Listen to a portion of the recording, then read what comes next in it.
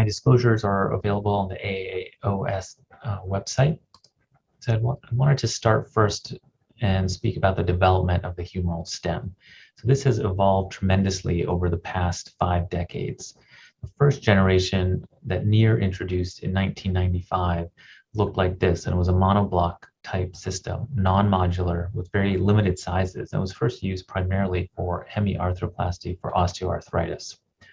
From those beginnings, we later developed the humeral stem into a second generation system, primarily in the 1990s. Here we introduced modality and modular heads with a Morse taper. Some issues with this were with overstuffing of the joints, heads of varying depth but similar diameter.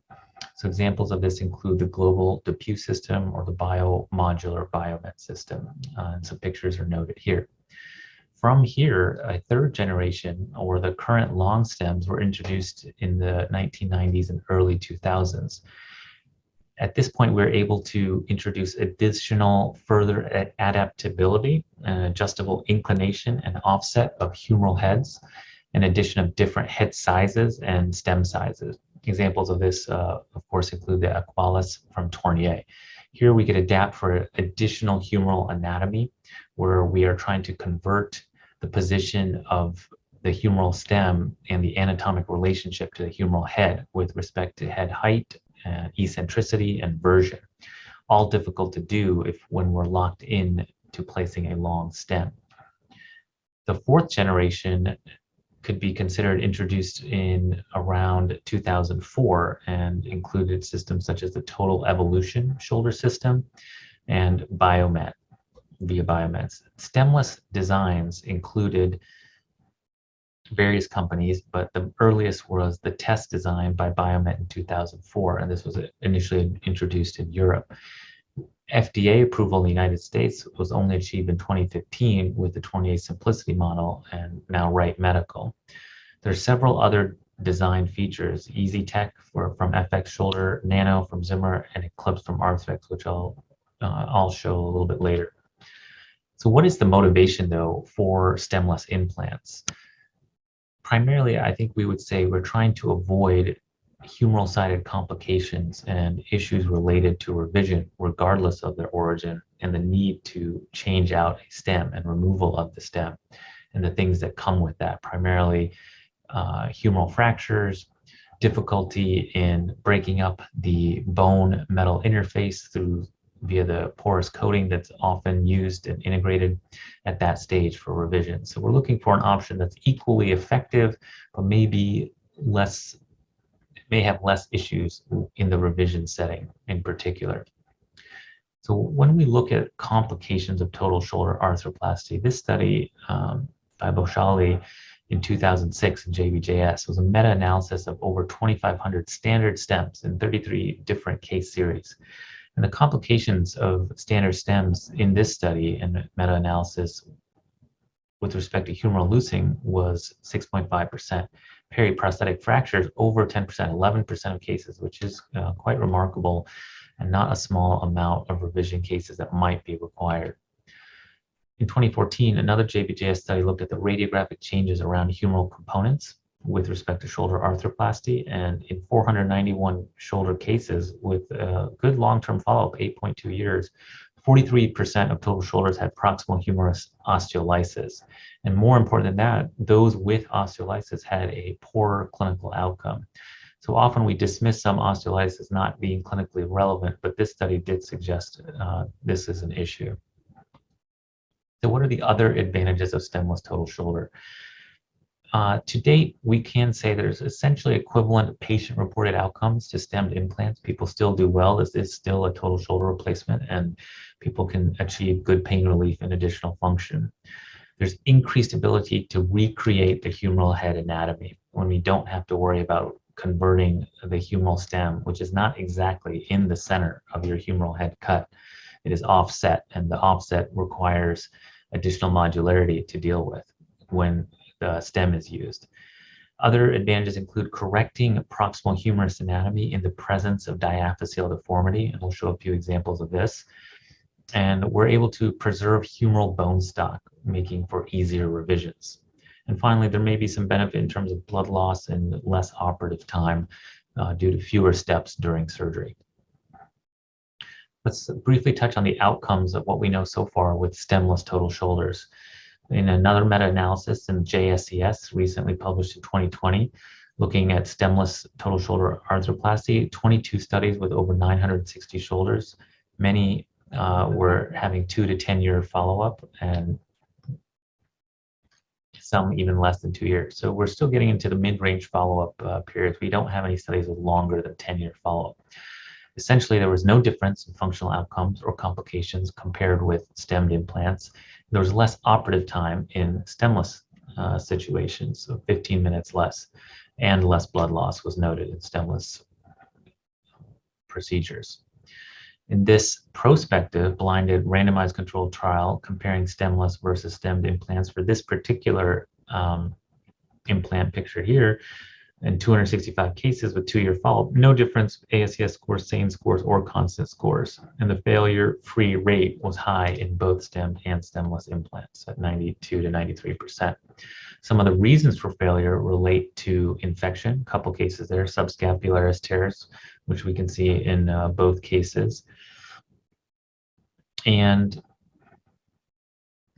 intraoperative glenoid issues or fractures were the other most common cases. So recreation of humeral head anatomy in the setting of deformity is a very useful indication for stemless procedures. For example, in this case, a 62-year-old person with renal failure having a malunited 4-part fracture with osteoarthritis. In this case, without a stemless implant, you are limited to having to correct the deformity to use a stem to address the arthritis portion of the pathology. However, we were able to use the stemless device, this was the simplicity in this case, and perform a total shoulder replacement without addressing the deformity. No need for humeral osteotomy. So this became a very straightforward procedure. And at 2.5-year follow-up, we noticed excellent range of motion in all planes, as well as high ASCS scores, 97, subjective shoulder value, and low pain scores in the end. So the radiographs are demonstrated here at 3 years, 1 year, and 2 years. Clinical range of motion is noted here with a very satisfied patient. Another one of our cases, a 61-year-old female with a congenital deformity leaving a residual limb and advanced osteoarthrosis. You note on the CT scans here some anterior displacement or subluxation on the glenoid vault. In addition, prior to coming to us, her prior surgeon only offered an amputation of the remaining residual limb, and she was not eager to pursue that, as she did have some ability to pinch and carry with that shoulder, and she wanted to preserve this. She was primarily concerned with the pain.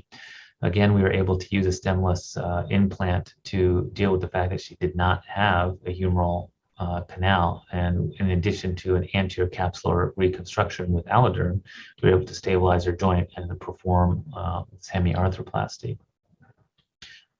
With respect to revisions, the shorter the better. As the study indicates, with over 270 shoulders, humeral osteotomy was needed in 7% of non-convertible stems and 17% of convertible stems. So when revising stemless implants to reverse, there was a significantly lower rate of intraoperative fractures and less OR time compared to standard stems, which can then improve things like infection risk. Disadvantages of stemless implants should also be considered, and I think the most significant one or troubling one is the subscapularis management. We know how critical this is to the performance of total shoulder arthroplasty, and doing this can be a little bit trickier due to the lesser tuberosity position relative to the implant. Osteotomies can be of concern and may change the hoop stress, which affects metaphyseal fixation of the component, and you're not able to wrap, like we all often do, transosseous sutures around the stem, potentially leading to a less robust subscapularis repair. Some have suggested augmentation with anchors to deal with this. Disadvantages of stemless implants further include inappropriate for use in poor bone quality. So there's no real quantifiable way to determine this ahead of time. The thumb test is frequently mentioned to determine whether metaphyseal fixation is appropriate. Metaphyseal cysts, osteopenia, metabolic bone disease can all contribute.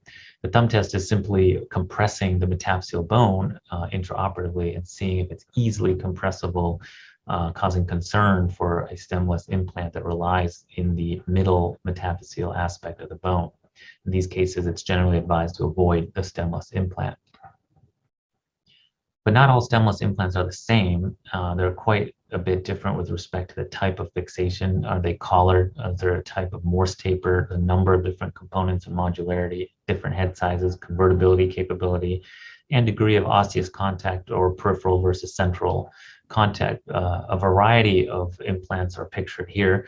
And you can see they're largely centered on the middle of the metaphyseal bone. The fixation is not peripheral, except for primarily this EasyTech implant. There's very few options for direct peripheral fixation. So central fixation can be okay if you pass the thumb test, but you may need a different style of implant that relies more on peripheral fixation where the bone is closer to the cortex and the bone quality might be better. For example, this implant may do that with peripheral fixation options. And this is a case of a 65-year-old with advanced osteoarthritis that relies more on peripheral contact.